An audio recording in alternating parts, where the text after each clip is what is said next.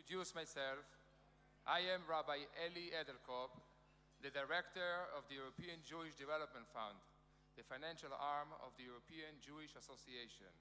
Dear friends, it has been a long day. For some of you, it will have been your first time in Auschwitz. I understand very well how it feels. I have visited many times, and I can tell you that there is no number of visits that can make you understand the horror of this place. Each one of us carries the pain of Auschwitz in our hearts and minds, but it is not enough to feel pain, pity, or regret. We must do something, all of us together. But what is it?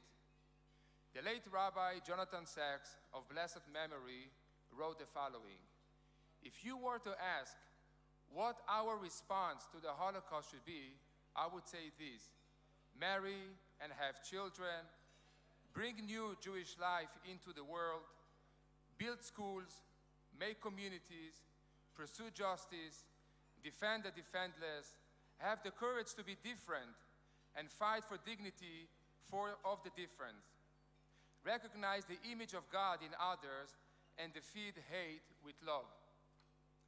By doing so, we bring more light into the world, making it a better place for all humanity. Tonight, after the weight of Auschwitz, let us focus on the positive things we can do together in order to make the world a better place. Tonight, we will hear from some of those who are fighting hate with love. But before that, let me start by introducing to you a bit more on what the European Jewish Association achieved in the year 2022.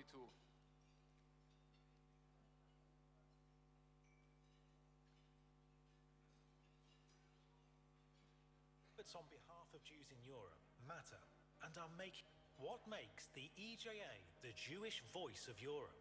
Our efforts on behalf of Jews in Europe matter and are making a difference. The European Jewish Association fills an essential role, working in conjunction with European institutions, the Parliament and regional and national parliaments, combating anti-Semitism in all its forms, empowering Jewish communities, and strengthening Jewish life all across the continent.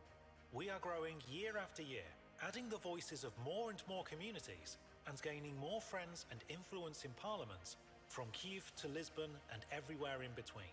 We must ensure that Jews feel at home in Europe and are there proud of being European citizens. We do know that Europe can only prosper when its Jewish communities can prosper too. We reach out, engage, help and problem solve for Jews everywhere. On behalf of the thousands of refugees which we have managed to help, thanks to the European Jewish Association who was there for us from the very beginning, with a big financial support, with medical equipment, with religious equipment, throughout all the time, from the beginning. It is why we are now representing over 400 Jewish communities in Europe and active in 45 countries across the continent. My name is Rachaman Belenki from Kishinev, Moldova. I would like to thank European Jewish Association and Reb Menachem. Special thanks for the quick answer and help to our work the last 3.5 months with Jewish refugees from Ukraine, all over Ukraine. We have had 502 diplomats attend EJA events. I want to thank the speakers for educating me, becoming less naive, and I think we should, as politicians, we should step it up. And that's one of my jobs I will do in the European Parliament for the coming years. So thank you. 425 diplomats joined EJA's Not On My Watch campaign on the International Holocaust Remembrance Day. 89 journalists from 27 countries joined our 5 APA press trips to Israel in 2022. APA operates independently as a peer-to-peer support for media professionals. Our activities have resulted in the publication of hundreds of unbiased articles, interviews, and other reports about various aspects of Israel, and we help journalists in Europe in their daily work, because seeing is believing. 135 journalists joined EJA briefings. 320,000 Jewish holiday kits were distributed in 650 Jewish communities. 100 students received scholarships to study at the Lauder Business School in Vienna. 1,530 students from 21 countries participated in our youth education projects. 68 young students joined EJA bootcamp programs on combating anti-Semitism. This trip of EJA is very inspirational for me. I connected to many new people, we have new ideas, we talked to different regions and established some interesting plans for the future, so I'm very optimistic and I'm very grateful for the EJA to doing this for us. 105 rabbis attended conferences and seminars. 157 community leaders joined our annual Jewish Leadership Conference. 1,200 Jewish children attend our monthly educational programs. 4,500 Jews attend our weekly educational programs. 130 bar mitzvah kids joined our program in Israel. 2,500 people in need received daily hot meals. 574 people in need were helped at our 32 branches of medical equipment lending centers across Europe.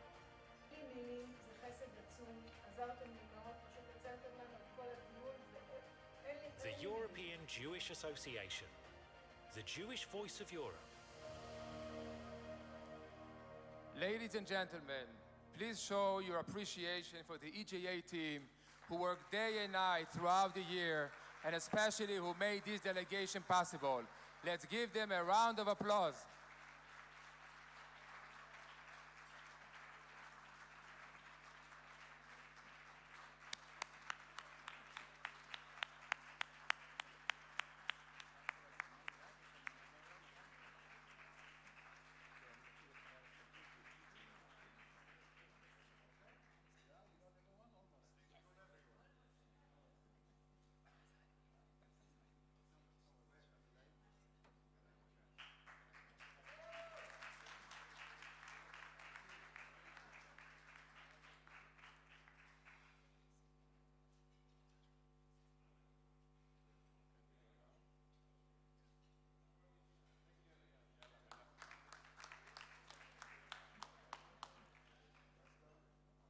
It is now my great pleasure and honor to introduce the chairman of the European Jewish Association, a close friend, Rabbi Menachem Margolin, who founded EJA and who has transformed it to the most dynamic and engaged organization for European Jewry.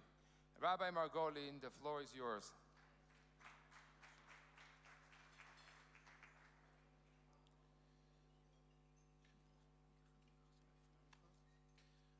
Excellencies, President of the European Parliament, Secretary of the French National Assembly, Commissioner Varhelyi, Prime Minister of Montenegro, the Ambassador of Israel to the European Union and NATO, and his wife, Mr. Alexander Mashkevitz, founder of Euro-Asian Jewish Congress and great supporter, rabbis, Jewish leaders, ladies and gentlemen, I deeply appreciate each one of you for taking the time to join this delegation. Auschwitz is not a pleasant place to be. It is a place that overwhelms everyone with emotions, pain, and anger. The Holocaust is the greatest tragedy that happened to the Jewish people. But this is not the only one. In almost every generation, the Jewish people experienced anti-Semitism and death. And there is a big question that many people ask, and maybe some of you asked this question before. How does it make sense that reasonable people continue to live Jewish lives, continue to raise Jewish children, even those we know that our children will experience anti-Semitism and hatred? The answer is, the Jewish people believe that we carry an absolute and unlimited responsibility and obligation to make the world a good place. The Jewish people are the proof that no matter how hard it is, faith is stronger. And anyone who tries to bury us will discover that we are seeds. In Kristallnacht, which we mark today, they broke synagogues, so we built synagogues. They made Jews hide, we make them proud of their Jewishness. There are those who condemn the fact that this very dark night is called a Kristallnacht. But we are here to turn this horrible history into a crystal that will illuminate the continent of Europe and the whole world. There were many empires that we learn about them only in history lessons, while the Jewish people are still here.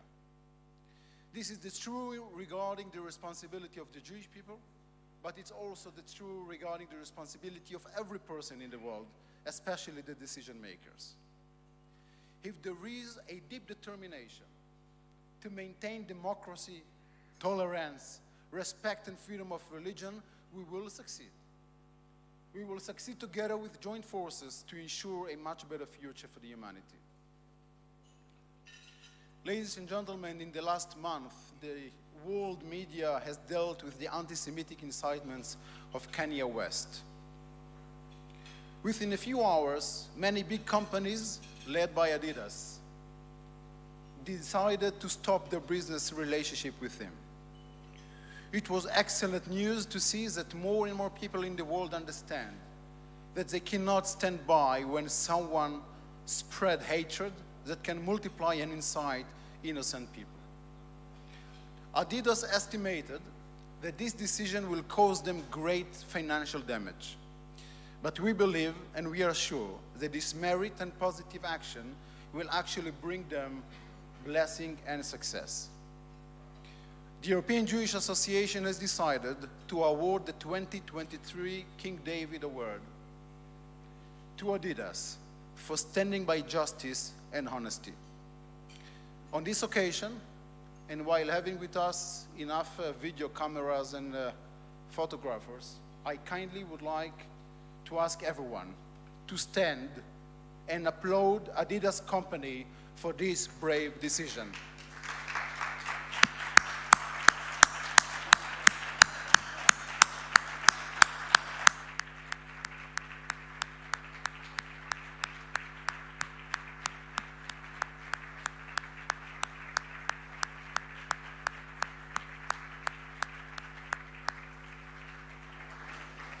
We informed the chairman of Adidas about our decision, and we're looking forward to meeting him in the coming days.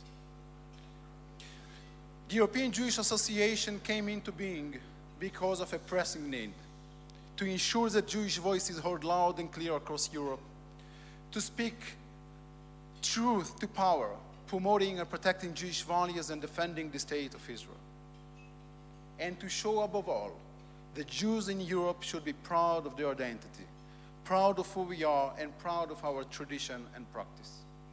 We are Europeans, we are one, and we have much, just like generations of Jews before us, to contribute to making the world a better place. Thank you all very much for your support. Thank you.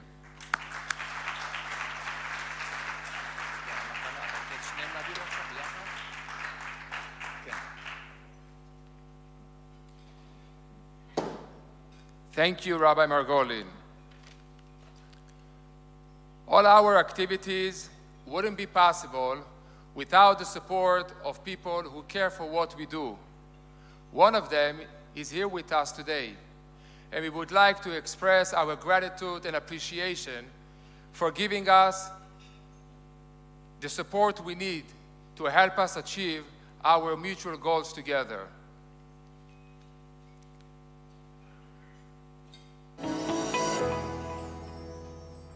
Alexander Mashkevitz was born in Kyrgyzstan during the communist era, when religious observance was strictly forbidden.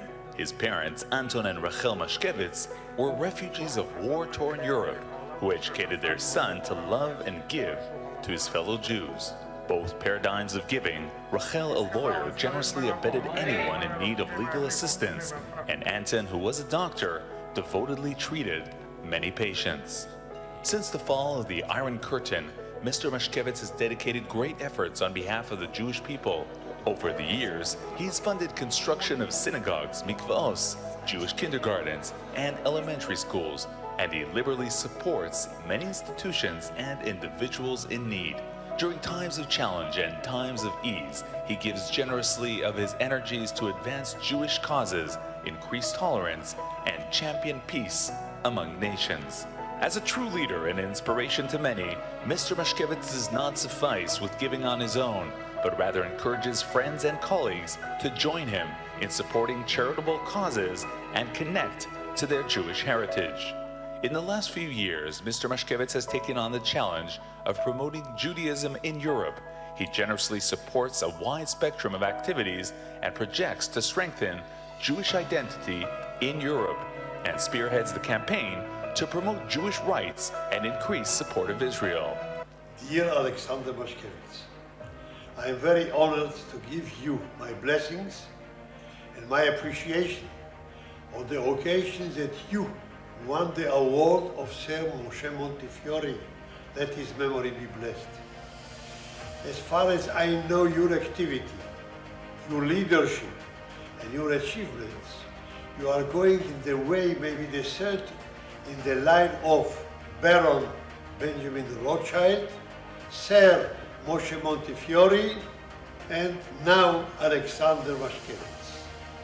Not only helping financially synagogues, communities all over Europe, in Eretz Israel as well, but also to be involved in the problems of our time, fighting anti-Semitism, fighting all kinds of hatred between nations, between people. The one who fights it, the one who is promising us a better world, are you, Alexander Mashkevitz. As far as I know, as far as I have heard, your reputation is so good, so well all over the world, that we need the blessing from the Lord Almighty to give you good health and long life and a lot of happiness. I know Mr. Mashkevitz for many, many years. And if there's one thing I could say about him, that it's very hard to say about other people. He never refused to get himself involved when he feels that he is needed.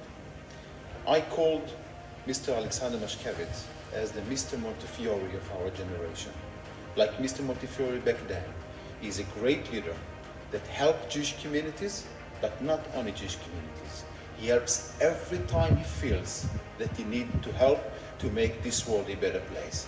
That's what makes Mr. Alexander Mashkevitz a great example to many of his friends.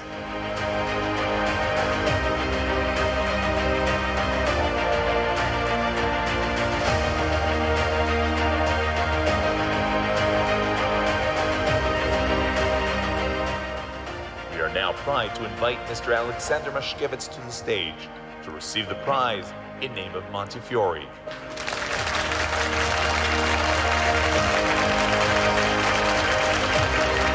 I would like to call on stage Mr. Alexander Mashkevitz to receive the EJA Montefiore Appreciation Award.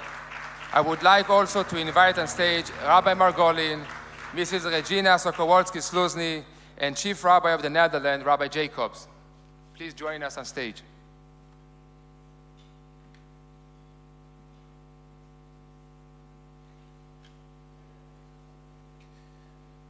Just before the award will be given, Mr. Mashkevitz, I would like to tell you what I am holding here. One second. Okay.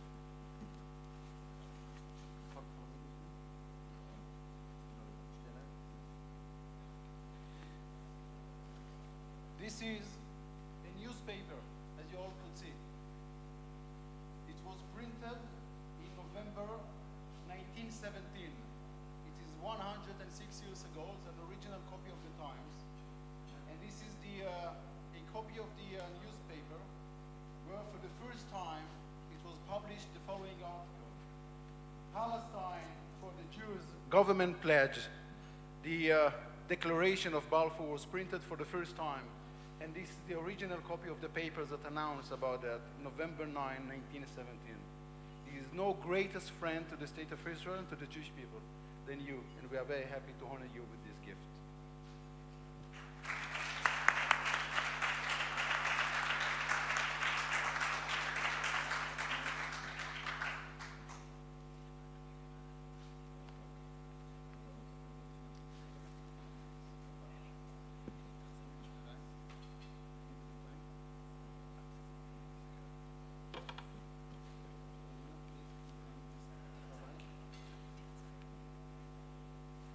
The European Jewish Association Sir Montefiore Award to Mr. Alexander Mashkevitz, with deep appreciation and respect for your work that enabling us to promoting and supporting the Jewish people in all adventures.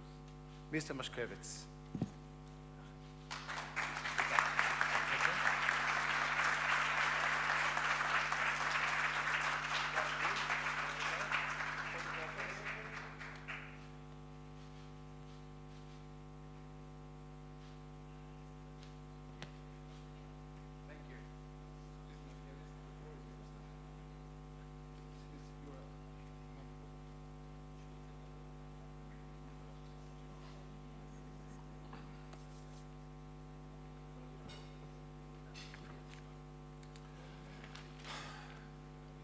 Distinguished guests, dear friends, great honor for me to be here today. And I will tell you from my heart, everything from Hashem, everything from God. And it's great privilege for me to have opportunity to do something for people. It's great privilege. Every day I pray 3 times a day and thank Hashem, thank God, He give to me such opportunity. And thank Him for everything. You know, my dear friends, my mother, her name Rachel, was born in Belarus, in Vitebsk. She escaped from Nazi last moment. She catch train last moment. If she would come 5 minutes later, it was last train from Vitebsk. She would, God forbid, she would be in Auschwitz in Birkenau. I would not be here. She got a train with, not for passengers, she got train for animals. And she survived. And you know, my dear friends, the biggest difference between animals and people, animals don't have memory. That's why till people have memory, there is chance. It's not for sure, but there is chance we could never repeat what happened here. What happened here, it doesn't matter in which nations, it doesn't matter in which country, it doesn't matter in which time. If we will have memory, it chance we will never repeat it. And I appreciate you from my heart. I admire you, everybody who are here. You contribute your time. You contribute your soul, you contribute your heart to make life better. To make life better, it's main mission of human beings, main mission. And my father, he was born in Vilna. In this moment, it was Poland. And all his life, he was very proud to speak Polish. And today, Polish people give to whole world very good example. How we have to take care about people who are suffering. They share with them their space where they live. They share with them their soul. They share with them all their life. It's a good example. And I wish you, to everybody, never be tired to make life better. Never be exhausted to help people. Believe me, God will give to you 1 million times more to you, to your children, to your grandchildren, what you do for people. I really admire you. I appreciate you. I wish you health, happiness, success, and to be really happy to live in this world. Thank you very much.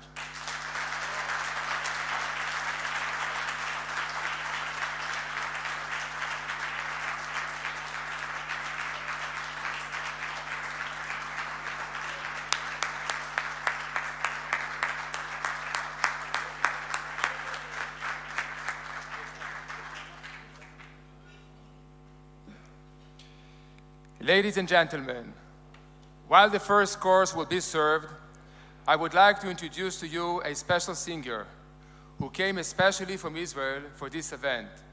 Mati Arama is an orphan and stutters, and there is a connection between the two. Mati's father was murdered in a terrorist attack in Israel just because he was Jewish in front of his eyes when Mati was only 10 years old. As a result of this traumatic incident, Mati began to stutter. Today, with his personal story, he helps children in similar situations to overcome their fears and trauma. Together with Mati, on the guitar, we have Mr. Kfir Avivi. Mati and Kfir, the floor is yours.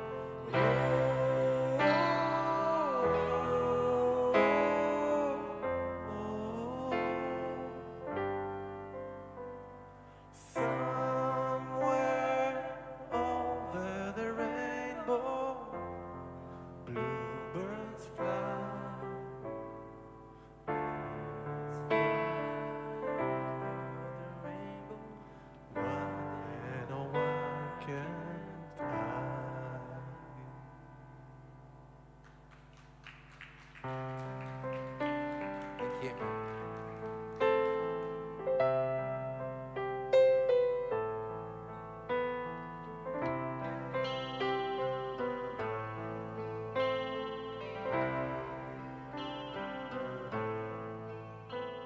I heard the war, the secret chord that David played in I play the Lord, but you don't really care for music, do you?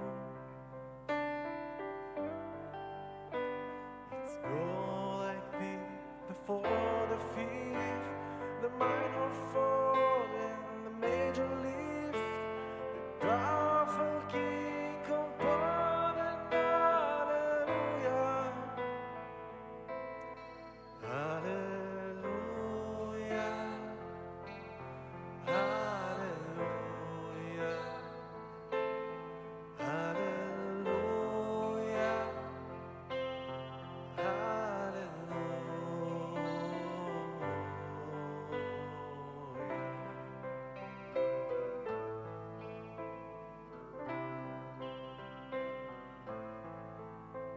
Your face was strong, but you needed proof.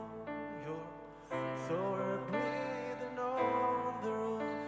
Her beauty and the moonlight overthrew you. She tied you to her kitchen chair. She broke your throne and she cut your hair. And from your lips she drew the hallelujah. Hallelujah. Hallelujah. Hallelujah.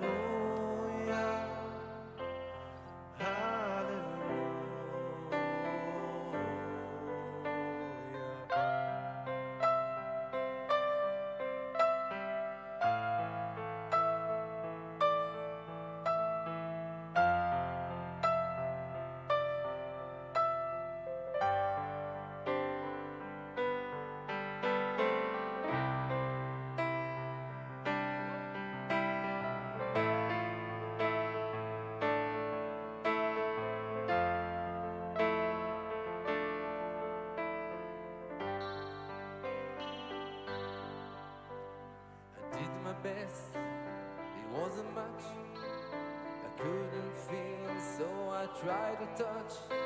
I've told the truth, I didn't come to fool you. And even though it all went wrong, I stand before the Lord of Song with nothing on my tongue but hallelujah. Hallelujah. Hallelujah. Hallelujah.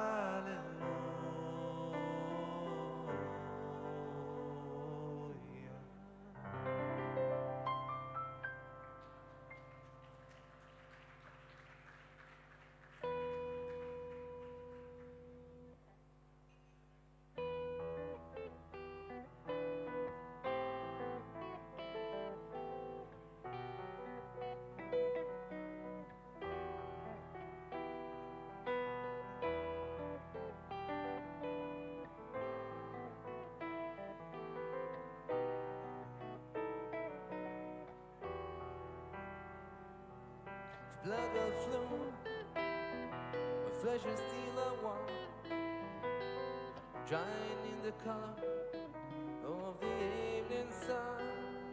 Tomorrow's rain wash these days away,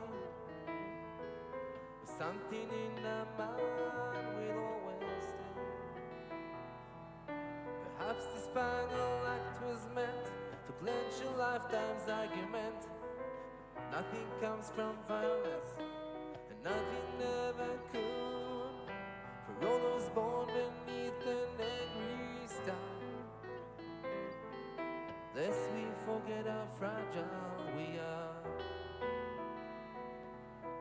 On and on the rain will fall, like tears from a star, like tears from a star. On and on the rain will sing, how fragile we are, how fragile we are.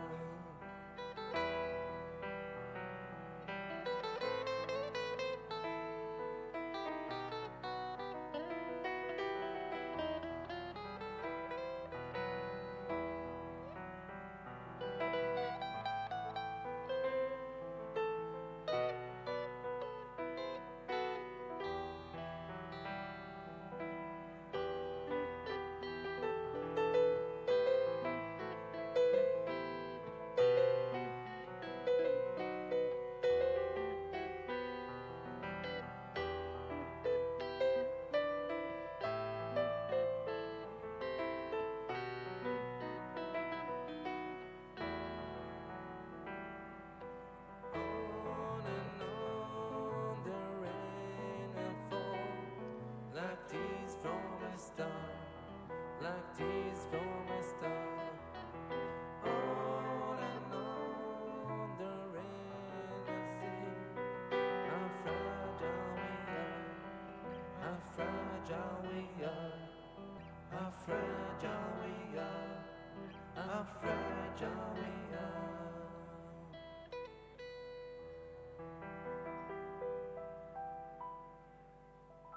Thank you.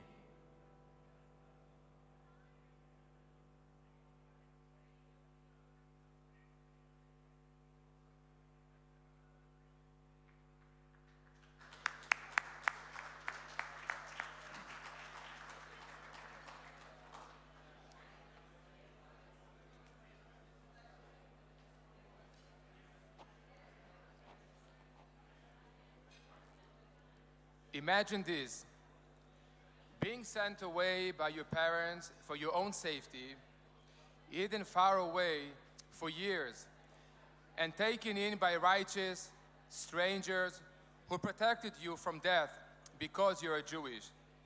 You ended up with two sets of parents. How would you feel? What would you do?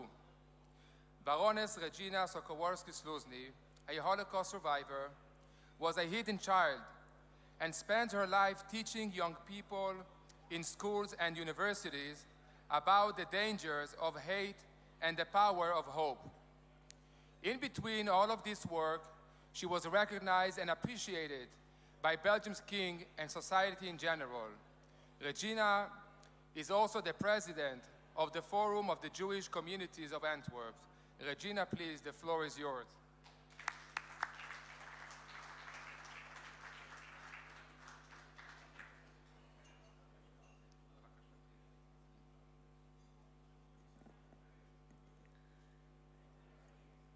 Let me please start with thanking Rav Margolin and long health to you and your wife and the children.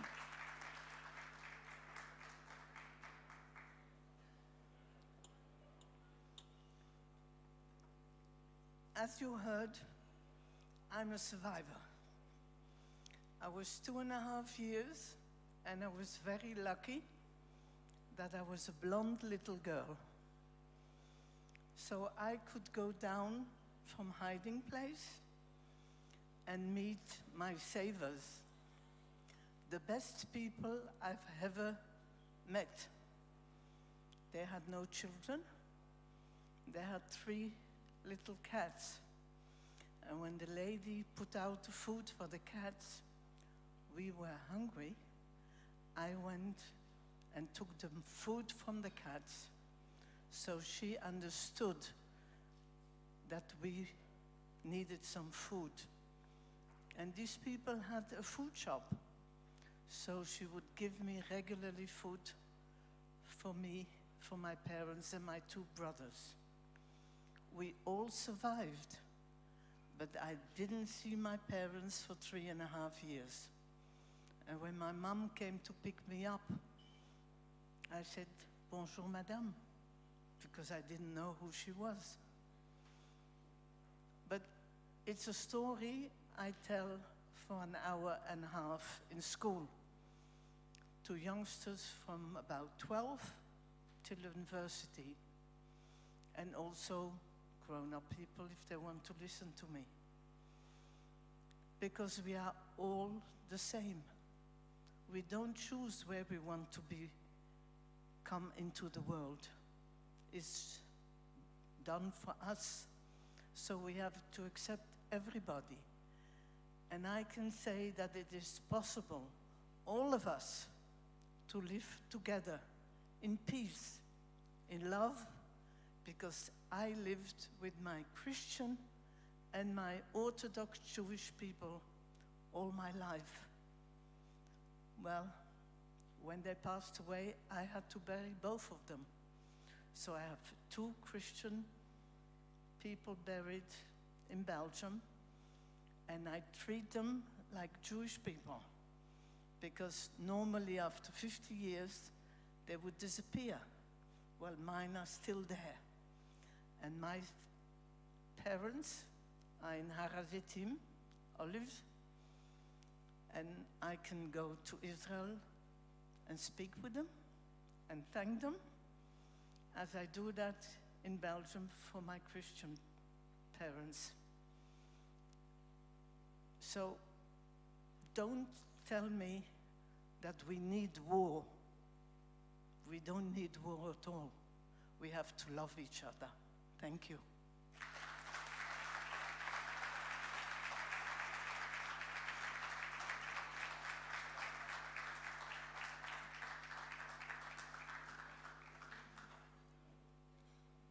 Thank you, Regina. Ladies and gentlemen, our next guest story is a powerful one. Her grandmother, surviving the Holocaust, builds a life and a beautiful family in Paris. And at the age of 85, she was murdered in her flat in an anti-Semitic hate crime.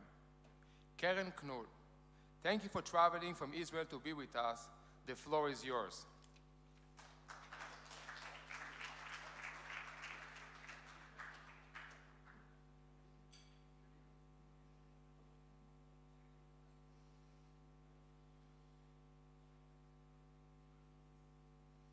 Today we walked through the gates of hell, a vision of one man, an execution of too many.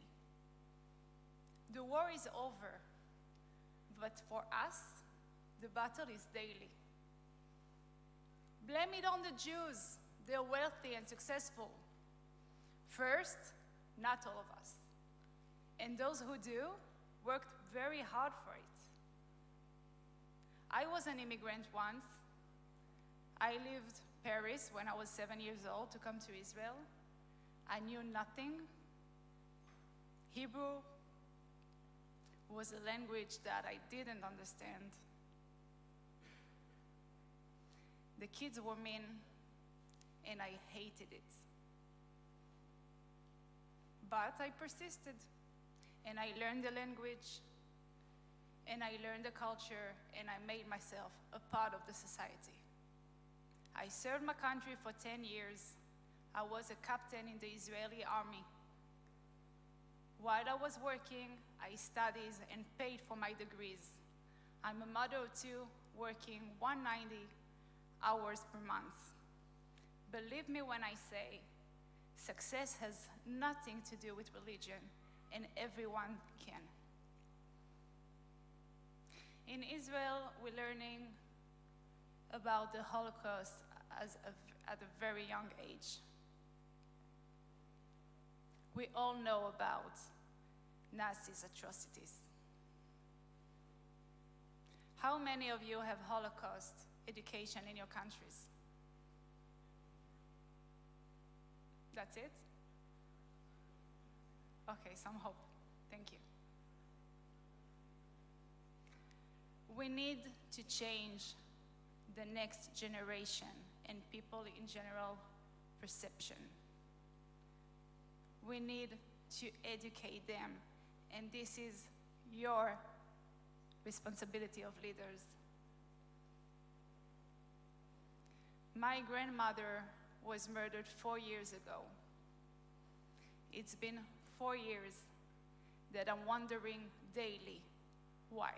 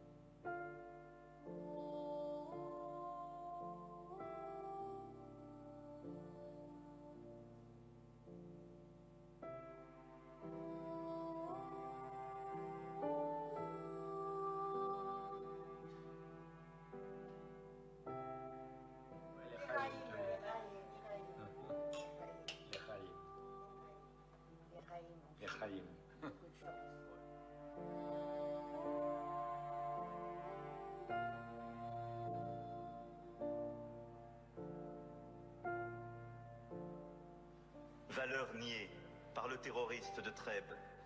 Valeurs niées par le meurtrier de Mireille Knoll, qui a assassiné une femme innocente et vulnérable parce qu'elle était juive, et qui ainsi a profané nos valeurs sacrées et notre mémoire.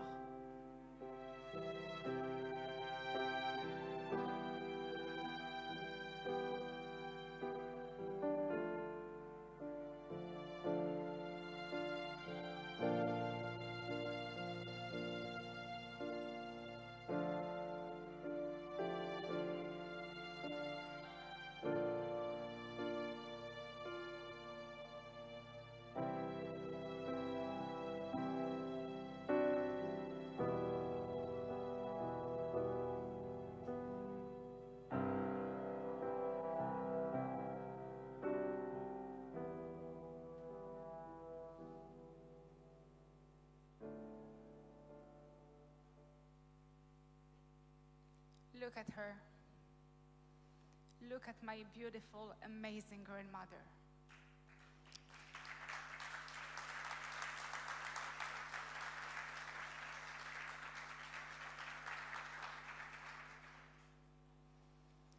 "85 years old, stabbed 11 times and burned only for being Jewish. Who deserved this?" Mireille Knoll murder was the first anti-Semitic crime recognized by the French state. But we all know it wasn't the first. And we all know it isn't the last. Judophobia, anti-Semitism, it's not the Jewish problem. It's everyone's problem. Extreme fanatics are everyone's problem. And until we not address it like that, the problem won't be solved.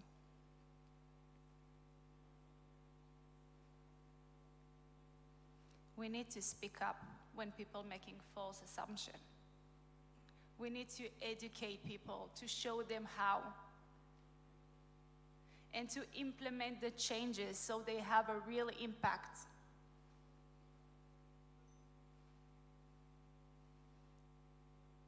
Take for this delegation all you can and make a real change. Don't let Mireille Knoll murder be in vain. Don't wait for the next catastrophe to happen. I urge you, to act and to react, starting now.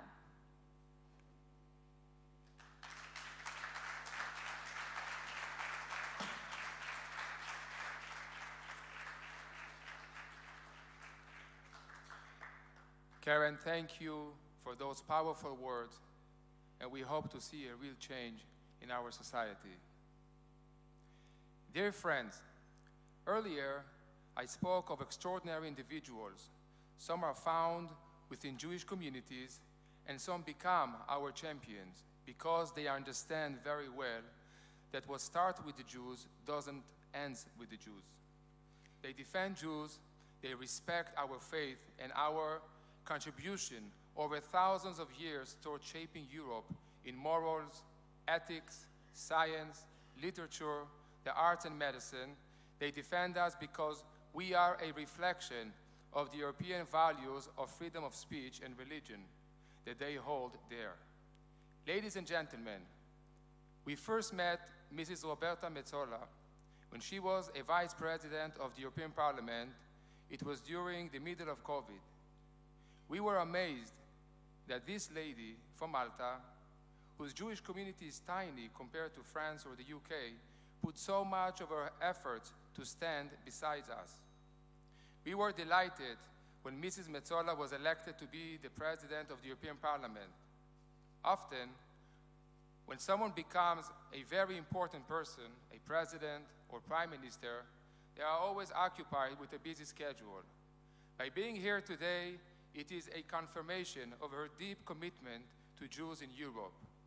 Time and time again, she has spoken up for us. Time and time again, she has called out anti-Semitism as a threat to Europe. As she told the Knesset this year, to be anti-Semitic is to be anti-European. As anti-Zionism becomes bigger across Europe, she also said, let me be clear, Europe will always back Israel's right to exist. Mrs. Metsola, you are a true friend. You have lifted us up. You have made our fight your fight.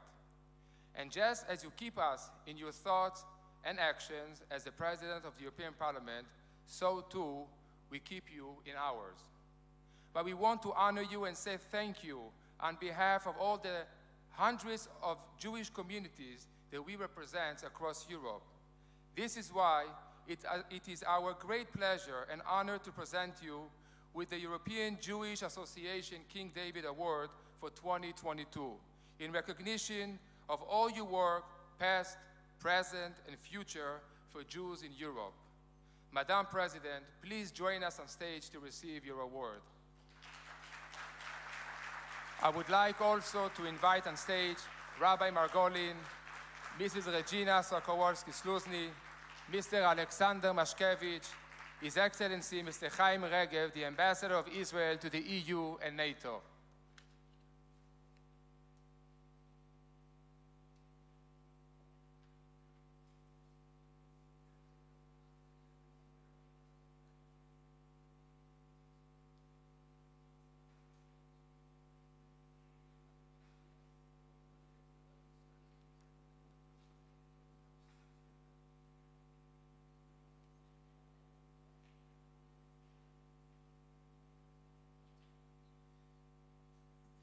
This is the King David Award that Europe bring light. It's an award to Ms. Roberta Metsola, President of the European Parliament, with recognition and gratitude for your work in lifting up and protecting Jewish communities across the continent.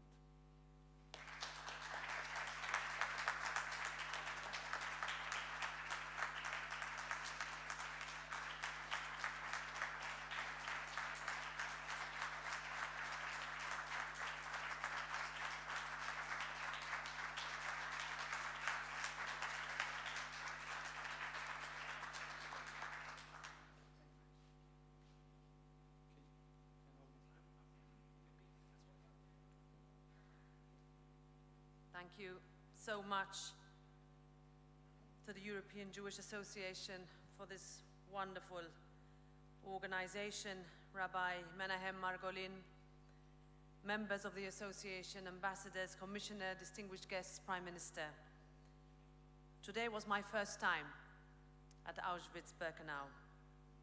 I must say I struggled to comprehend how a quiet part of the world, surrounded by beautiful birch trees, provided the setting for the worst crime that man has ever seen.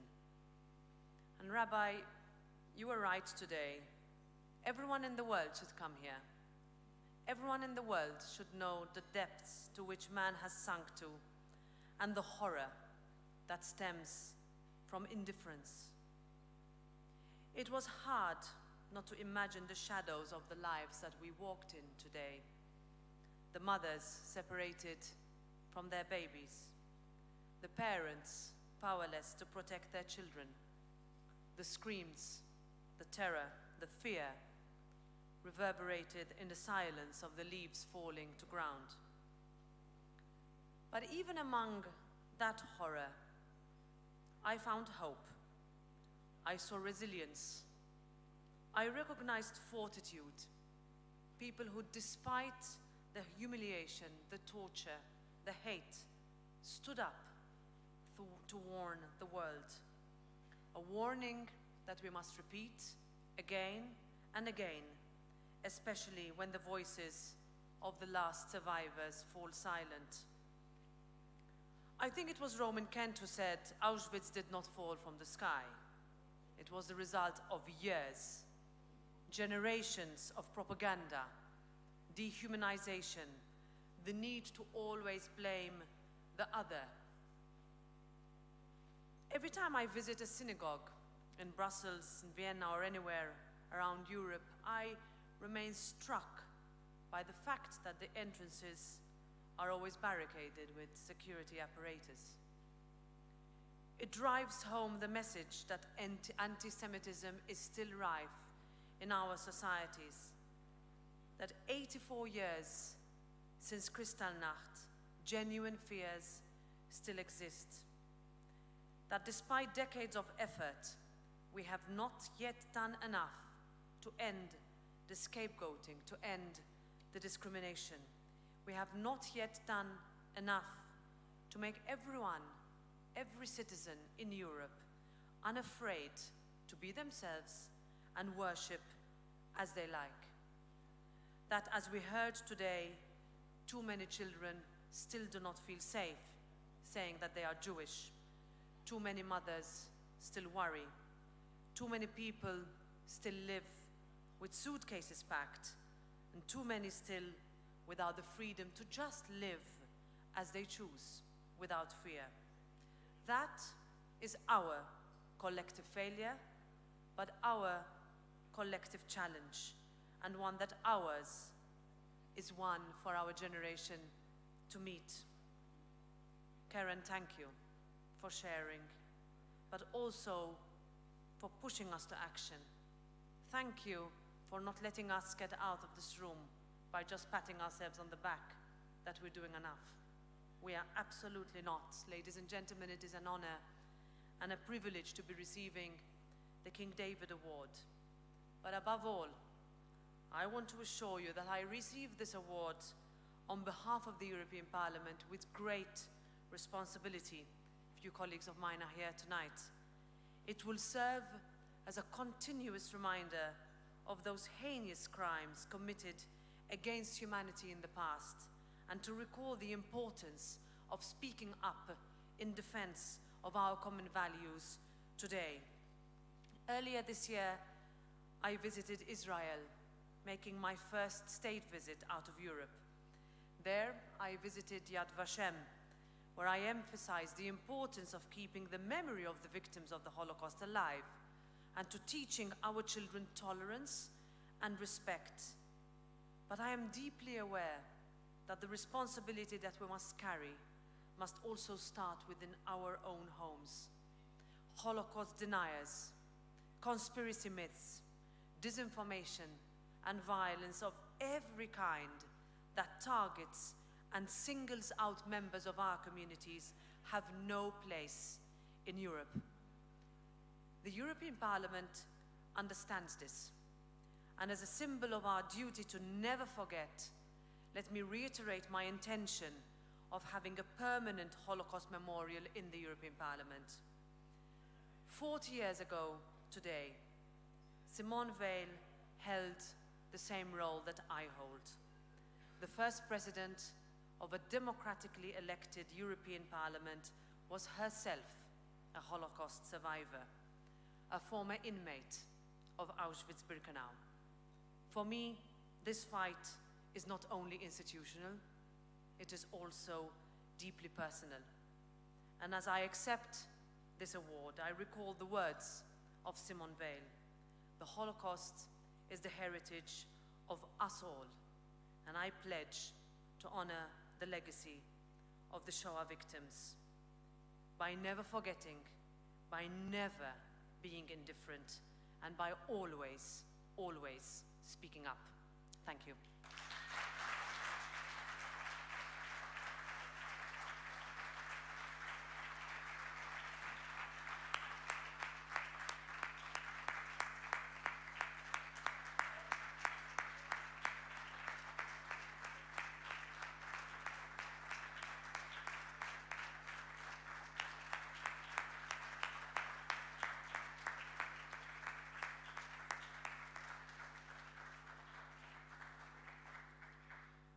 Thank you again to our friend Mrs. Metzola for your gracious and inspiring words.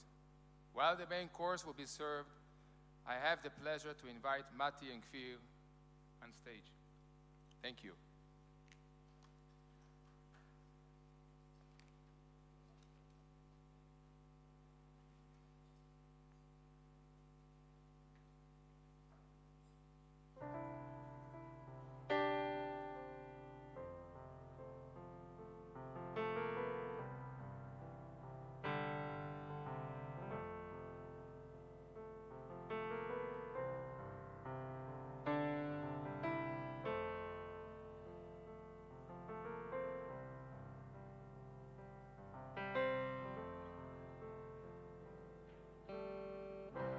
Imagine there's no heaven. It's easy if you try. No hell below us. Above us only sky. Imagine all the people living for today. Yeah. Imagine there's no countries. It isn't hard to do. Nothing to kill or die for. And no religion too. Imagine all the people living life in peace. You may say I'm a dreamer, but I'm not the only one. I hope someday you will join us, and the world will be as one.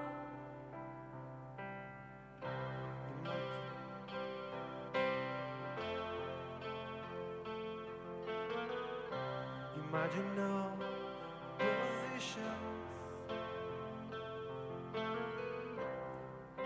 I wonder if you can. No need for greed or hunger. Brother of man. Imagine all the people sharing all the wars. You may say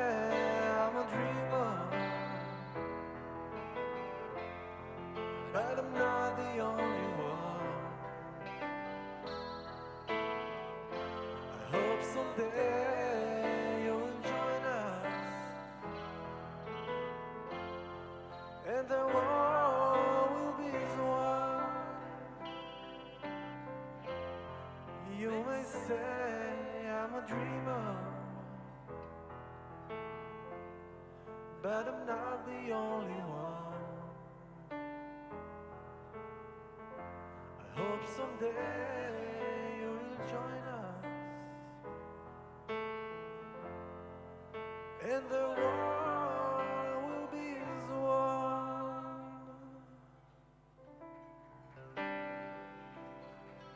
תודה רבה.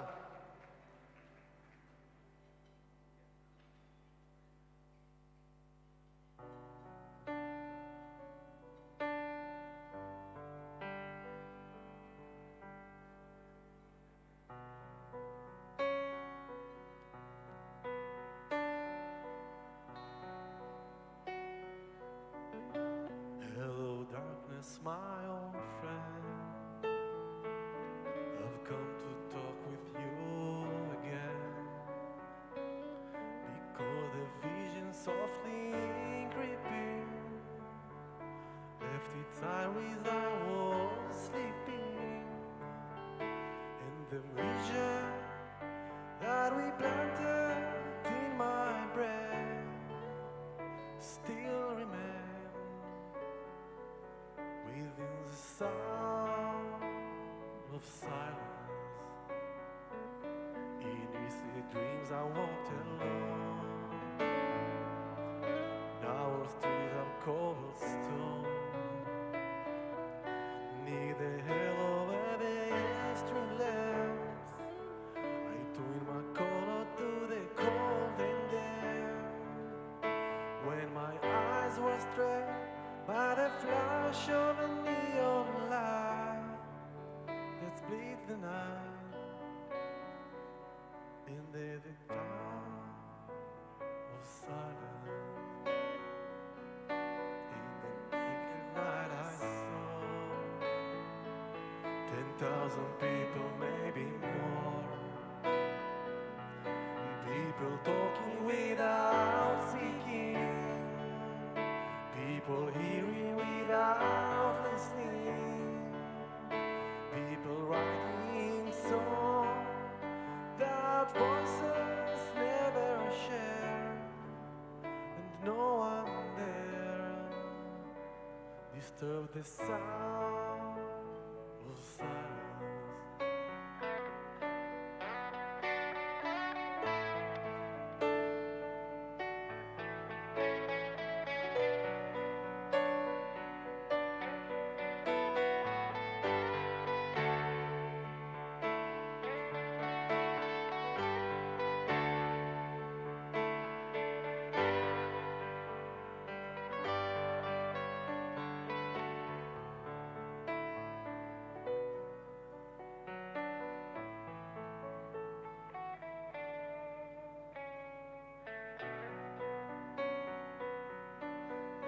People bought a train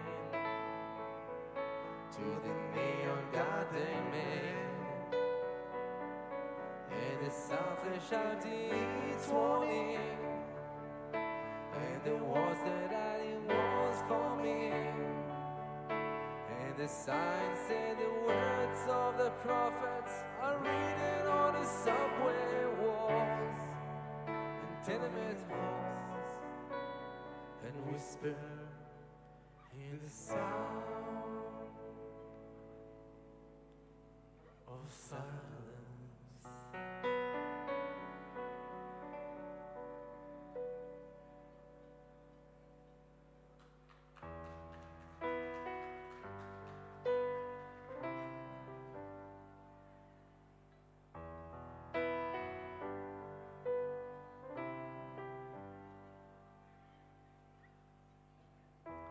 מי יודע כל כן,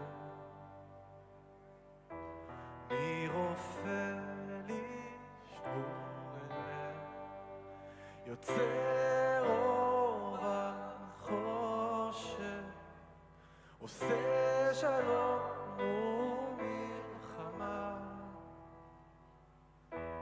מי יושב על כיסא דין, מתכסה ברחמים, מוחל וסולח,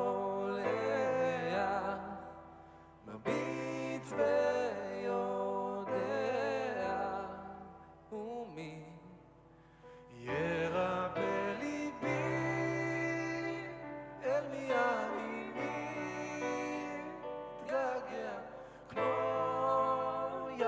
של אוכל. רק תגיד לי מי יחבק אותי ויבטיח שאני לא אכנע בסוף.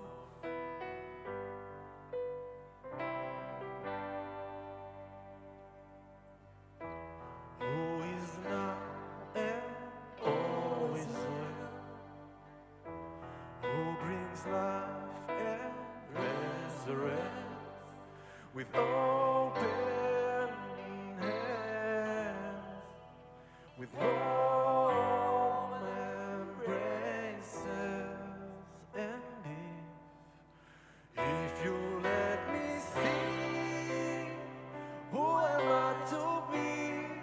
Feel like a stone washed upon the shore.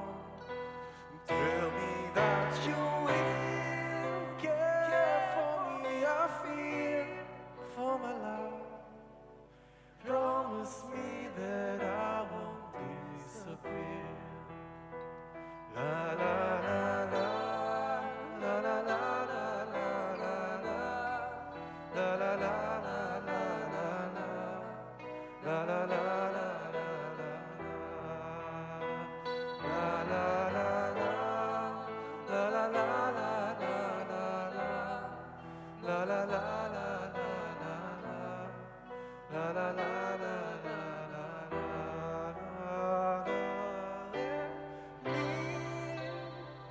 אל מי אני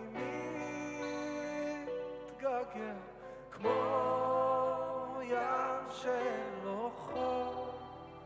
רק תגיד לי מי יחבק אותי ויבטיח שאני לא אכנע בסוף. Promise me that I won't disappear.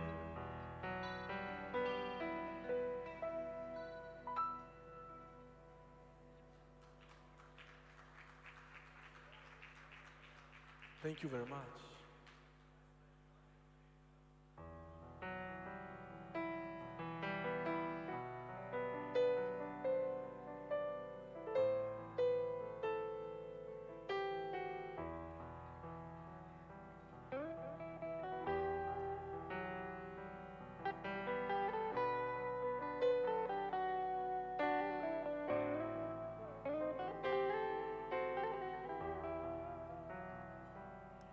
כשהלב בוכה, רק אלוהים שומע. הכאב עולה מתוך הנשמה. אדם נופל לפני שהוא שוקע, בתפילה קטנה חותך את הדממה. שמע ישראל אלוהי, אתה כל יכול. נתת לי את חיי, נתת לי הכל. בעיניי דמעה, הלב בוכה בשקט. וכשהלב שותק, הנשמה זועקת. שמע ישראל אלוהי, עכשיו אני לבד. חזק אותי אלוהי, עשה שלא אפחד. הכאב גדול ואין לאן לברוח. עשה שיגמר כי לא נותר בי כוח. כשהלב בוכה, הזמן עומד מלכת. האדם רואה את כל חייו פתאום.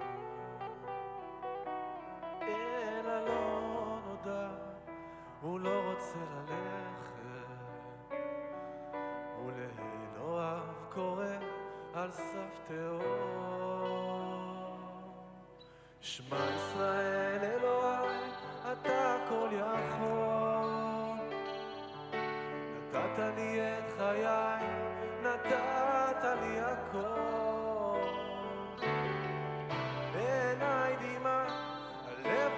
בשקט, וכשהלב שותק, הנשמה זועקת. שמע ישראל אלוהי, עכשיו אני לבד.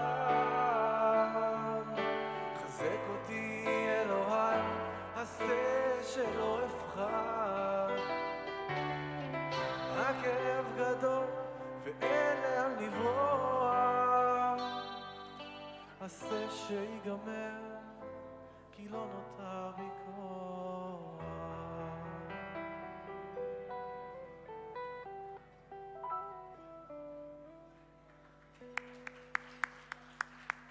Thank you very much.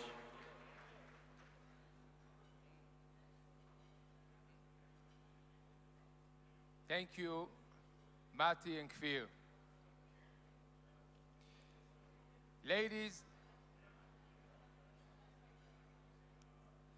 Ladies and gentlemen, if there was a real-life League of Extraordinary Gentlemen, European Commissioner Olivier Varelli would be at the top of it.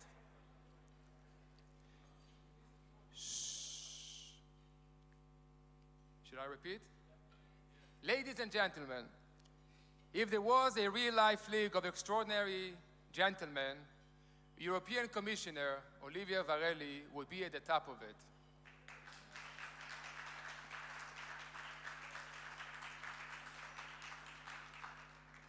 When the situation in Ukraine became dangerous, Commissioner Varelli worked closely with the Federation of Jewish Communities of Ukraine to evacuate more than 30,000 Ukrainian people to safe zones.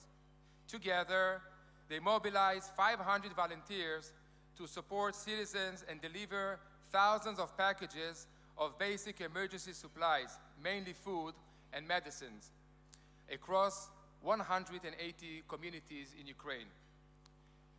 The communities of Ukraine are so grateful to you, and we are delighted to be joined by Rabbi Rothman, Vice President of the Federation of Jewish Communities of Ukraine, who wanted to come and say thank you to you in person. Standing up for Israel in the European institution is not easy, but when something is right, it is right. And when your conviction is clear, nobody can intimidate you or change your mind. So it is with Commissioner Varelli. When we invited the Commissioner to address our conference with Israeli Minister Pnina Shatta in Brussels, that conviction was on display in strong words. Like Mrs. Metzola, in the duty of Europe to defend against terror and hate. He understands that anti-Zionism and anti-Semitism are one and the same. He said clearly, and I quote, "What starts with incitement to hatred and violence becomes terror and prevents coexistence. It is not enough to talk about it. We need to act, and we need to act now. The EU cannot be a credible actor, neither in Europe nor in the Middle East and beyond, if we do not deliver on these fundamental commitments. Commissioner Varelli, you welcome the resumption of the EU-Israel Association Council. You bring balance, wisdom, and common sense to the table, and Jews across Europe are deeply grateful to you and your work. When you speak of Israel, you make us all very proud. And we are proud to present you with the Jerusalem Award. The award shows a strong hand holding up Jerusalem. May you always have the strength to do so for many, many years. Commissioner Varelli, please join us on stage to accept your award. I would like to invite also Rabbi Margolin on stage, Rabbi Rothman from the Federation of the Jewish Community of Ukraine, Mr. Kalman Saleh from the Action and Protection League, Mr. Alexander Mashkevich, His Excellency Mr. Chaim Regev, the Ambassador of Israel to the EU and NATO. Please come on stage.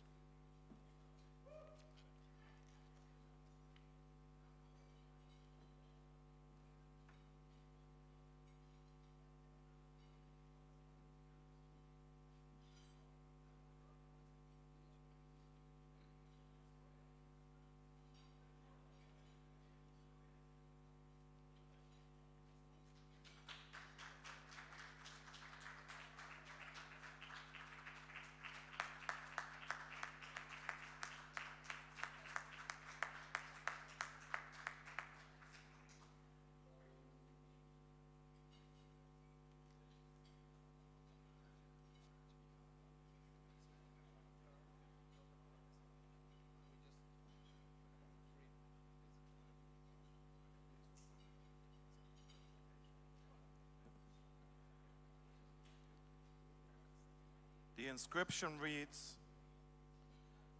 awarded to Mr. Oliver Varhelyi, European Commissioner for Neighborhood and Enlargement, in recognition and gratitude for your work in standing up for Israel and the Jewish people and the Ukrainian people.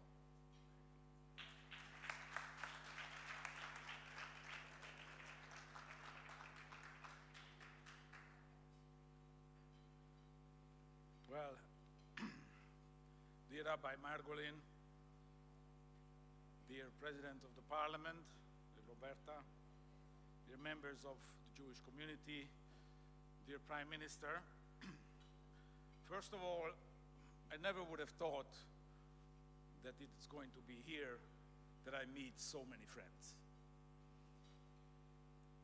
This is the first wisdom of the day. The second wisdom of the day for me was that the only way to defeat death or the Holocaust is to bring life. Only life can defeat death. So this prize today is priceless for me because, of course, we are all working for one cause, to make the world a better place. But you have to start somewhere, so I started here. And I think that those who are working tirelessly, like my good friend, have shown the world that we can change it. We can save lives, we can save people today, and this is our job. Because today we are commemorating the legacy of the Kristallnacht. Don't forget. We have to honor the victims of the Shoah by standing up for those who are living, and we need to save them also from Ukraine as we speak, but we also have to stand up for them and their memories every day, everywhere. Because, of course, much has been told about the Holocaust and the unforgivable sin by the Nazis, and it is, of course, very difficult to talk about it. But still, I think we should talk about it, and maybe we should talk about it in a way, in the language that our generation understands. And this could be the bridge, maybe, from never again to how to make Europe a Europe that has been there at the beginning of the century, when Jewish life was flourishing. And our job is to bring back Jewish life as it was before the Holocaust. It's quite a challenge, but I think we have already started working on that together. And this is why I think that if we want to keep the memory of the Shoah alive in the future, we have to create a new era based on this. And this era must be done together with the people. Because we can preach, we can craft messages, speeches, but it is the people who change the world. Because an era in which anti-Semitism, hatred to violence, incitement are on the rise again are not going to bring this. We see terrorist attacks on synagogues, we see hate speech online and offline, we see murders, we see Jews being harassed by simply for the fact of wearing a kippah in a public place. And we see demonstrations in Europe, again, against Jews. And we have seen this before. This is crude anti-Semitism. And anti-Semitism brought along also anti-Zionism. Anti-Zionism, which I think is also a denial of Jewish life. Because Jewish life is rooted in Zionism. There's no other way So standing up against anti-Semitism is something that we have to not only repeat, but we have to make it very clear that this is not only not negotiable, but this is not a question of majorities. This is not a question of procedures. This is a core value. So, ladies and gentlemen, what are we doing to bring life back? We have been engaging together with the State of Israel in quite challenging times to change the minds in Europe about Judaism, about the Jewish culture, and the major contribution it has always given to Europe. For me, it is very clear that we have to go down and work with the people. I give you some examples that we are working on. You know, I'm not only responsible for Israel, I'm also responsible for other countries. I'm responsible for 22 countries. And I remember vividly when entering the Commission, I thought that it's obvious to everyone what I think, but it wasn't. And that it was obvious for everyone what needs to be done, but it wasn't. But I'm very proud that more and more it becomes obvious what needs to be done, even if they don't like it. And this is why I'm very proud that we are not only defending Jewish life in Europe, but also around Europe. Because don't forget that the EU is not Europe. The continent is much bigger, and Jewish life is much bigger than the continent. This is why we're working on a cemetery and a synagogue in Bosnia-Herzegovina. This is why in Ukraine we're working together. This is why in Morocco we are having projects, and this is why we are engaging with the State of Israel on the new language which is called the Abraham Accords, because that is the only way to bring peace, stability, and prosperity forward, not only for Europe and in Europe, but beyond. And this is why I think Europe should start learning this language, and maybe even speak that language. In addition, we are also taking decisive steps to address the foundations for peace, and this is why we are resolute to make sure that no EU funds can contribute to incitement to hatred. This is why we are committed not to share any of European funds to organizations or people who are inciting to hatred, violence or terrorism, who are not complying, be it their educational system or other, with basic standards. Because anti-Semitism, incitement to hatred and violence, glorification of terrorism has no place in classrooms, be it in the EU or outside the EU, and EU taxpayers shall not fund it. And last, but certainly not least, we are of course working with the Jewish community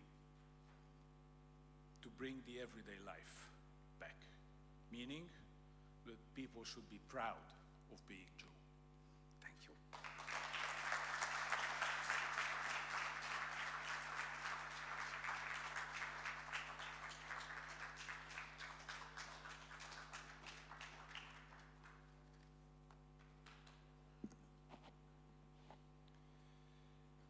Thank you, Commissioner Varela, for your kind words and actions. You are a true inspiration to all of us.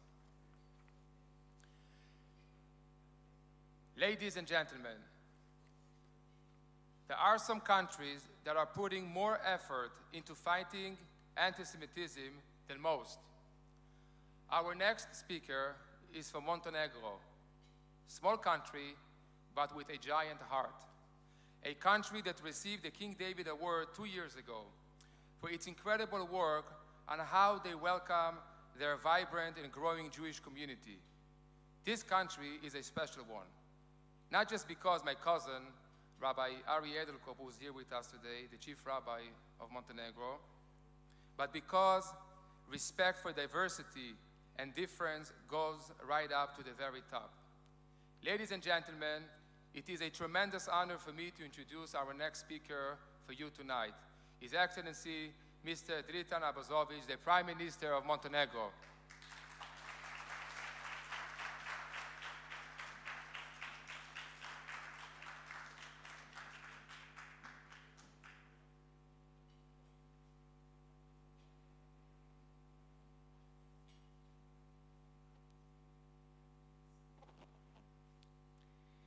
Dear Rabbi Margolin, Madam President of European Parliament, dear Commissioner Varheli, my brother Sasha Machkevich, my friends, Ambassador of Montenegro, Chief Rabbin of Montenegro, all and others, I want to change a little bit of my speak.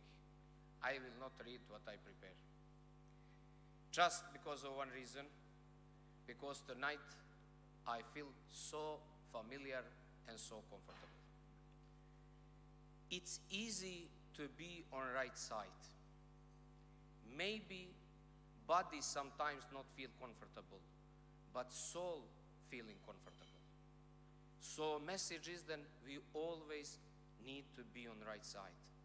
And right side is to protect human rights, to protect universal values, to promote the peace, to promote the human rights, to promote everything what give the love to the people.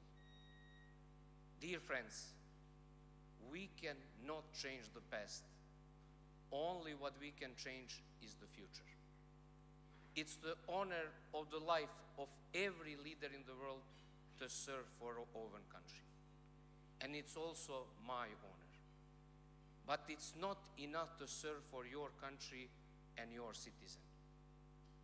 It's honor to give the hand to others. The small Montenegro give the hand, give the hug to others.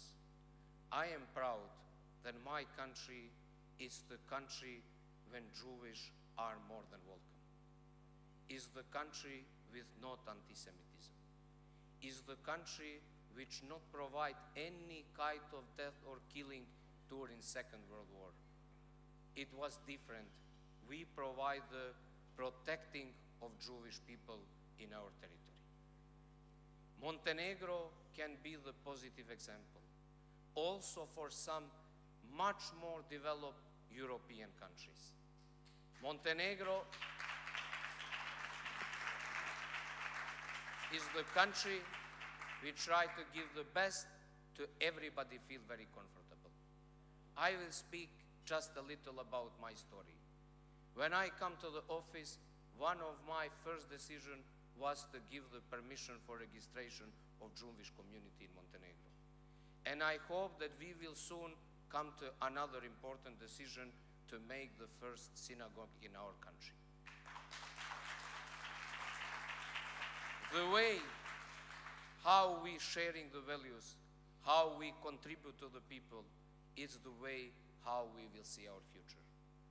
I know that we are in the place when what's very sad to be today. Also for me was first time in Auschwitz. And I think the duty for every leader is to come to Auschwitz. We need to learn what exactly happened, and we need to pass the message to every single generation of people to not repeat, never in history, these kind of things. We can change only the future.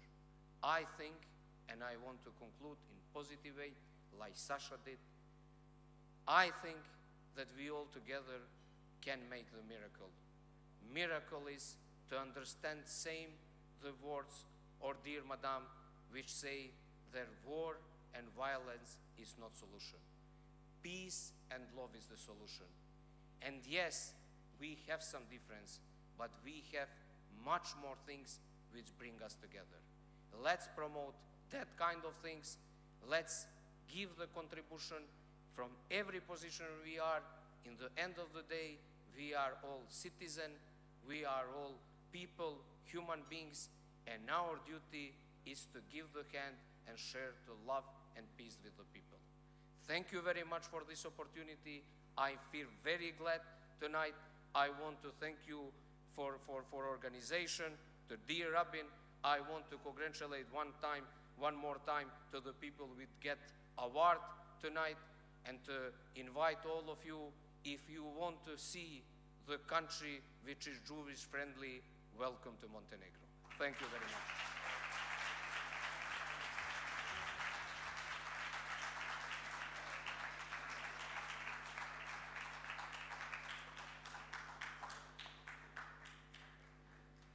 Thank you, Prime Minister, for being with us and sharing those warm and important words.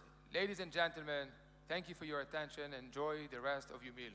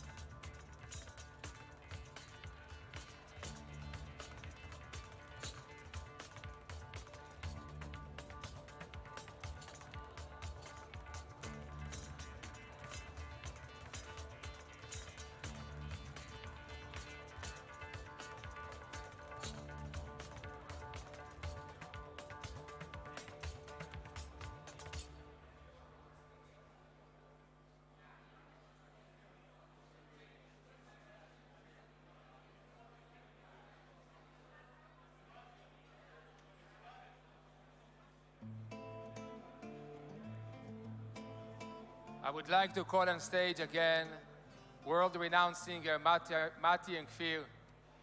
Please be seated while dessert is being served.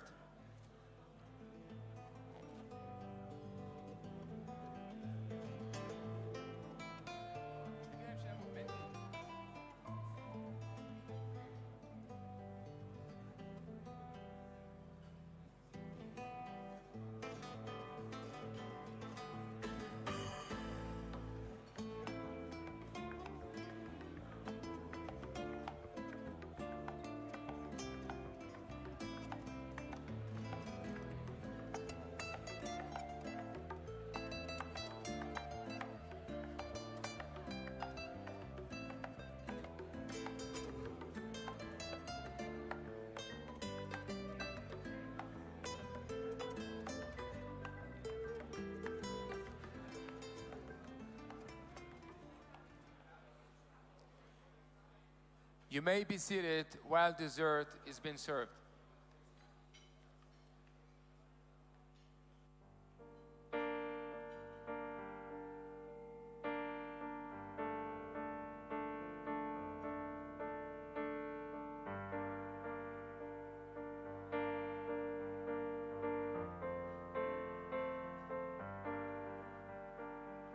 דוד מלך ישראל, דוד מלך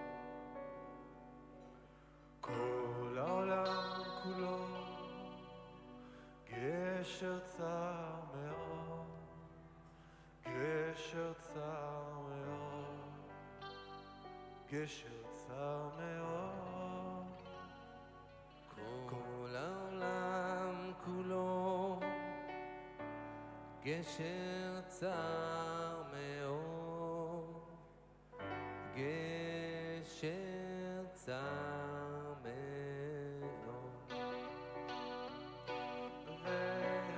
והעיקר, לא לפחד, לא לפחד כלל. והעיקר, לא לפחד כלל.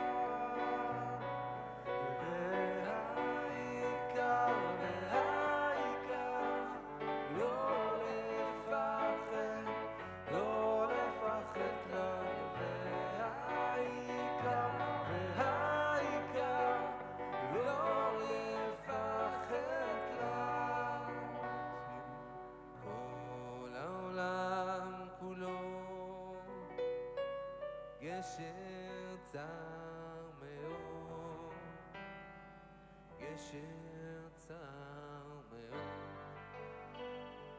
גשר צר מאוד. כל העולם כולו גשר צר מאוד, גשר צר מאוד.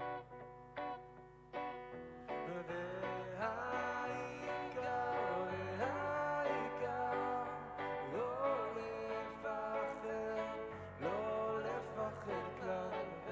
והעיקר, לא לפחד כלל. והעיקר, לא לפחד, לא לפחד כלל. והעיקר, לא לפחד כלל. והעיקר, לא לפחד, לא לפחד כלל. והעיקר, לא לפחד כלל. שימור חי, ואני עוד חי, ושתי עיניי עוד נישאות לאור. רבים חוכי, אך גם ברכה, ולפניי שנים רבות מספור. אני שואל ומתפלל, טוב שלא עבדה עוד התקווה. חי, חי, חי, אין אני עוד חי. זה השיר של סבא, שר אתמול לאבא, והיום אני עוד חי, חי, חי, עם ישראל חי. זה השיר של סבא, שר אותו לאבא, והיום אני שימו אחד, אני עוד חי, ושתי עיניי עוד נישאות לאור. רבים חוכי, אך גם פחי, ולפניי שנים רבות מספור. אני שואל, מתפלל, טוב שלא עבדה עוד התקווה. חי, חי, חי, עם ישראל חי. זה השיר של סבא, שר אתמול לאבא, והיום אני עוד חי, חי, חי, עם ישראל חי. זה השיר של סבא, שר אתמול לאבא, והיום אני.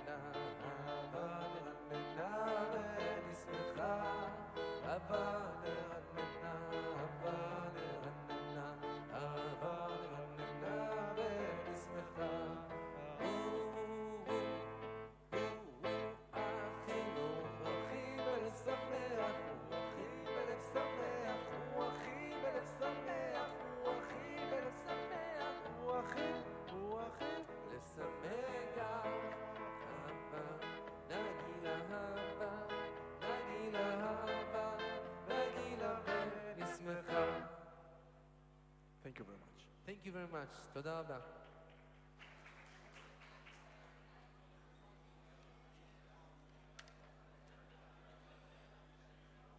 Please be seated. Thank you, Mati and Kfir.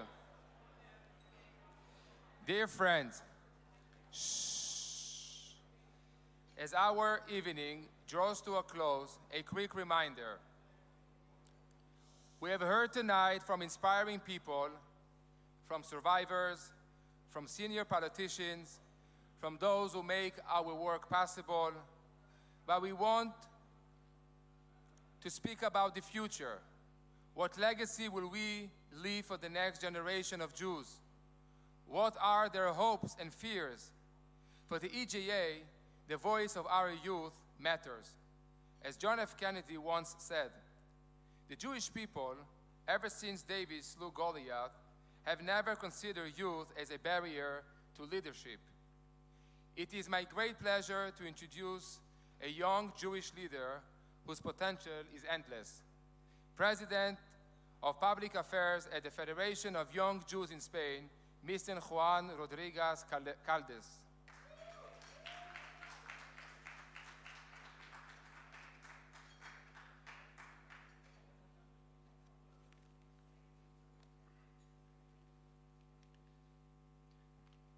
Good evening, ladies and gentlemen, and thank you for being here with us on such an important occasion, commemorating the 84th anniversary of Kristallnacht. First of all, I would like to thank my dear colleagues at the European Jewish Association for letting me stand here as a young, proud European Jew. Just when we thought that with the liberation of Auschwitz-Birkenau, the world would have learned its lesson and anti-Semitism would be finally wiped off the earth, we see that is not the case. Leolam Lo'od, an expression that most of you have probably heard at some point during your life. Never again, we say year after year. But yet, anti-Semitism still does exist in our society. And not only that, but unfortunately, we see it drastically rising. Old libels and conspiracy theories that we thought were part of the past, such as the Jews run the banking industry, the media, Hollywood, and so on, seem to have made their way back to the political and everyday discourse. How could this be possible in 2022? What went wrong? Was the systematic extermination of 1/3 of European Jews carried by Nazism not enough? John Stuart Mill once said, bad men need nothing more to compass their ends than that good men should look on and do nothing. In other words, indifference gives space for any evil ideology to spread around. And so doing the right thing is usually and paradoxically the most difficult thing to do. I have always believed that a society's strength is not determined by its resources, but rather the level of education that it provides to its citizens. Being a leader means above all that one has to set the highest moral standards and lead by example with honesty and integrity. Our current globalized and interconnected world needs more leaders with a vocation of public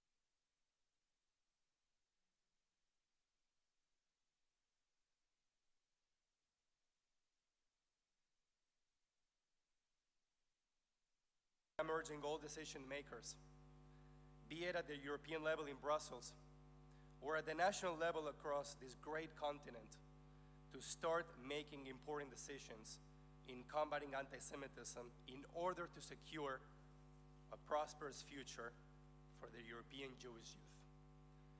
They say that those who cannot remember the past are condemned to repeat it. To that I say, education is once again the key to many of our problems. We first need to understand that education should never be perceived as an expense, but rather as the most essential investment. That being said, we need concrete measures. One of the most vital ones is the compulsory implementation of studying the Holocaust in the academic curriculum all throughout Europe. It is no longer enough to say that 6 million Jews were exterminated. Teachers and highly trained educators need to explain in depth to their students how a society can quickly transform from being an educated and cultivated one to embracing totalitarianism, and as Hannah Arendt said, to normalize evil. For that, we must never take for granted our sacred civil liberties. We have heard countless times that the creation of the State of Israel is only a reality because of the Shoah. I could not disagree anymore with that statement. Let's get this straight once and for all. The Shoah only took place because there was no Medinat Israel.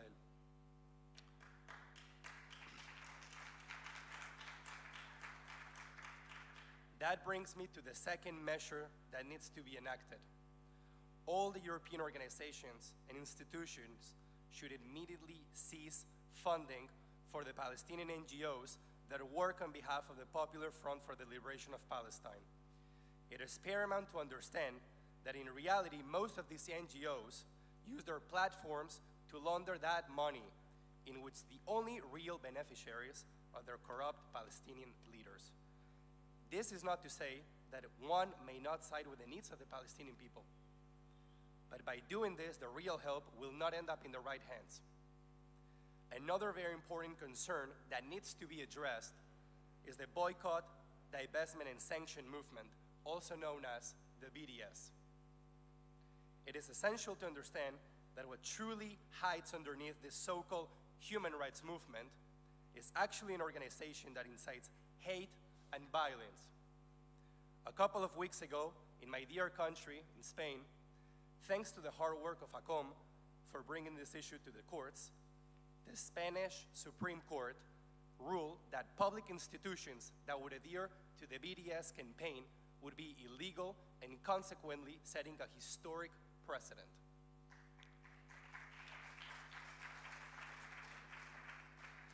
This is why I once again urge all MPs in Brussels and in their respective countries to not only cease support for such an anti-Semitic movement, such as the BDS, but most importantly, cut all ties. Lord Rabbi Sachs once said that anti-Semitism is one of the oldest viruses in the world, and that it unfortunately always finds its way to mutate. In medieval times, we were attacked and expelled on the basis of our religion. Later in the 19th and 20th century, the persecution was on the basis of our so-called race, which ended with the Holocaust. Now, it is through the lens of modern anti-Zionism.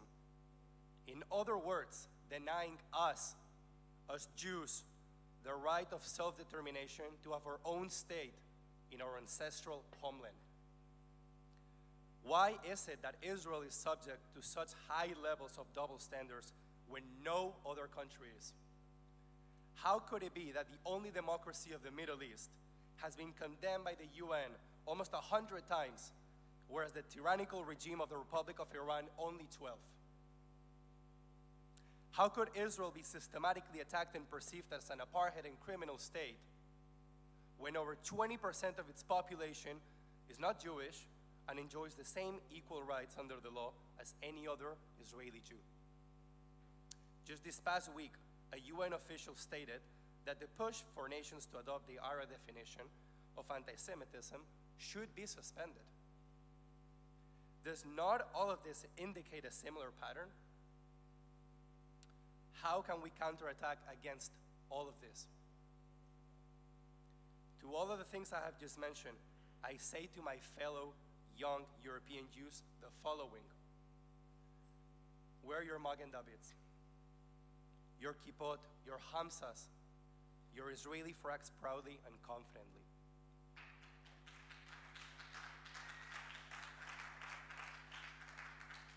Do not be ashamed for a second of who you are.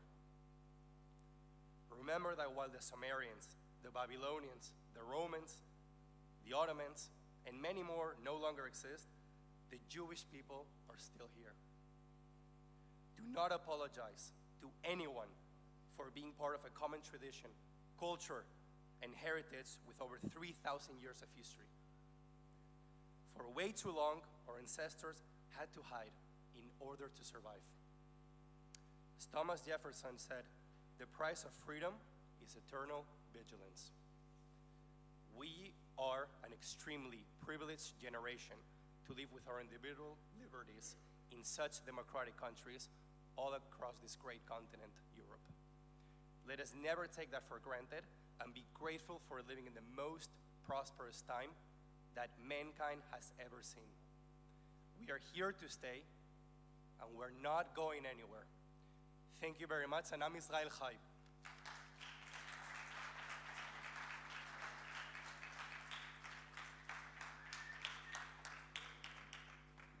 Thank you, Juan. Ladies and gentlemen, that concludes our dinner. It has been a real pleasure having you join us. Tomorrow morning, our work on fighting anti-Semitism at our symposium starts at 9 o'clock sharp, right here. We will reset up the room. Looking forward to see you. Breakfast will take place at the patio